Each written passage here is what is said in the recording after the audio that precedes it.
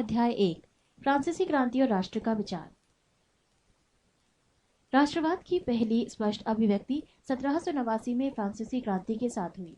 जैसा कि आपको याद होगा, 1789 में फ्रांस एक ऐसा राज्य था जिसके संपूर्ण भूभाग पर एक निरंकुश राजा का आधिपत्य था।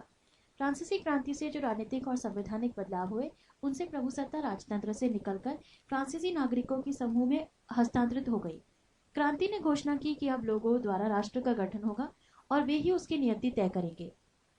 प्रारंभ से ही फ्रांसीसी क्रांतिकारियों ने ऐसे अनेक कदम उठाए जिससे फ्रांसीसी लोगों में एक सामूहिक पहचान की भावना पैदा हो सकती थी। पितृभूमि ला पैत्रे और नागरिक ले सिटोयन जैसे विचारों ने एक संयुक्त समुदाय के विचार पर बल दिया, जिसे एक संविधान के अंतर्गत समान अधिकार प्राप्त थे। अतः एक नया फ्रांसीसी झंडा तिरंगा द ट्राई कलर चुना गया, जिसने पहले के राजध्वज की जगह ले ली। स्टेट जनरल का चुनाव सक्रिय नागरिकों के समूह द्वारा किया जाने लगा और उसका नाम बदलकर नेशनल असेंबली कर दिया गया। नई स्तुतियां रची गई, शपथें ली गई, शहीदों का गुणगान हुआ और ये सब राष्ट्र के नाम पर हुआ। एक केंद्रीय प्रशासनिक व्यवस्था लागू की गई जिसने अपने भूभाग में रहने वाले सभी नागरिकों के लिए समान कानून बनाए। आंतरिक आयात निर्यात शुल्क समाप्त कर दिए गए और भार तथा नापने की एक समान व्यवस्था लागू की गई। क्षेत्रीय बोलियों का हतोत्साहित किया गया और पेरिस में फ्रेंच जैसी बोली और लिखी जाती थी वही राष्ट्र की साझा भाषा बन गई।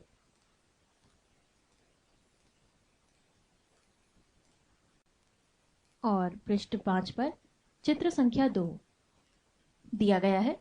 ये चित्र है एक जर्मन पंचांग या तिथि पत्र का। मुख पृष्ठ जिसे पत्रकार एंड्रियास रेबनान ने 1798 में डिजाइन किया। फ्रेंच बास्तील में क्रांतिकारी भीड़ के प्रवेश के चित्र को उससे मिलते जुलते किले की बगल में बनाया गया है। ये किला जर्मन प्रांत कैसेल में निरंकुश शासन के गढ़ के रूप में चित्रित है। इस चित्र के साथ एक नारा दिया गया है, लोगों को अपनी आजादी मुट्ठी में कर लेनी चाहिए। रेबमान एक पत्रकार था जो मेज नामक शहर में रहता था। वो जर्मन जैकोबिन गुट का सदस्य था। क्रांतिकारियों ने यह भी घोषणा की कि फ्रांसीसी राष्ट्र का ये भाग्य और लक्ष्य था कि वो यूरोप के लोगों को निरंकुश शासकों से मुक्त कराएं। दूसरे शब्दों में, फ्रांस यूरोप के अन्य लोगों को राष्ट्र में गठित होने में मदद देगा। जब फ्रांस की घटनाओं की खबर यूरोप के विभिन्न शहरों में पहुंची तो छात्र तथा शिक्षित मध्य वर्गों के अन्य सदस्य जैकोबिन क्लबों की स्थापना करने लगे। उनकी गतिविधियों और अभियानों ने उन फ्रेंच सेनाओं के लिए रास्ता तैयार किया जो 1790 के दशक में हॉलैंड, बेल्जियम, स्विट्जरलैंड और इटली के बड़े इलाके में घुसी। क्रांतिकारी युद्धों की शुरू होने के साथ ही फ्रांसीसी सेनाएं राष्ट्रवाद के विचार को विदेशों में ले जाने लगी। नेपोलियन के नियंत्रण में जो विशाल क्षेत्र आया, वहां उसने ऐसे अनेक सुधारों की शुरुआत की जिन्हें फ्रांस में पहले ही आरंभ किया जा चुका था। फ्रांस में राजतंत्र वापस लाकर नेपोलियन ने निसंदेह वहां प्रजातंत्र को नष्ट किया था। पृष्ठ 6 मगर प्रशासनिक क्षेत्र में उसने क्रांतिकारी सिद्धांतों का समावेश किया था ताकि पूरी व्यवस्था अधिक तर्कसंगत और कुशल बन सके। 1804 की नागरिक संहिता, जिसे आमतौर पर नेपोलियन की संहिता के नाम से जाना जाता है, ने जन्म पर आधारित विशेष अधिकार समाप्त कर दिए थे। उसने कानून के समक्ष बराबरी और संपत्ति के अधिकार को सुरक्षित बनाया। इस संहिता को फ्रांसीसी नियंत्रण के अधीन क्षेत्रों में भी लागू किया गया। डच गणतंत्र, स्विट्जरलैंड, इटली और जर्मनी में नेपोलियन ने प्रशासनिक विभाजनों को सरल बनाया, सामंती व्यवस्था को खत्म किया और किसानों को भूदासत्व और जागीरदारी शुल्कों से मुक्ति दिलाई। शहरों में भी कारीगरों की श्रेणी संघों के नियंत्रणों को हटा दिया गया। यातायात और संचार व्यवस्थाओं को सुधारा गया। किसानों, कारीगरों, मजदूरों और नए उद्योगपतियों ने नई नई मिली आजादी चखी। उद्योगपतियों और खासतौर पर सामान बनाने वाले लघु उत्पादक ये समझने लगे कि एक समान कानून, मानक भार तथा नाव पर एक राष्ट्रीय मुद्रा से एक इलाके से दूसरे इलाके में वस्तुओं और पूंजी के आवागमन में सहूलियत होंगी। और पृष्ठ 6 पर चित्र 3 दिया गया है। इस चित्र में वियना कांग्रेस 1815 के बाद का यूरोप का एक मानचित्र दर्शाया गया है। संबंधित चित्र के बारे में जानकारी के लिए अपने विषय अध्यापक से संपर्क करें। पृष्ठ 7 और पृष्ठ 7 पर चित्र संख्या 4 दिया गया है।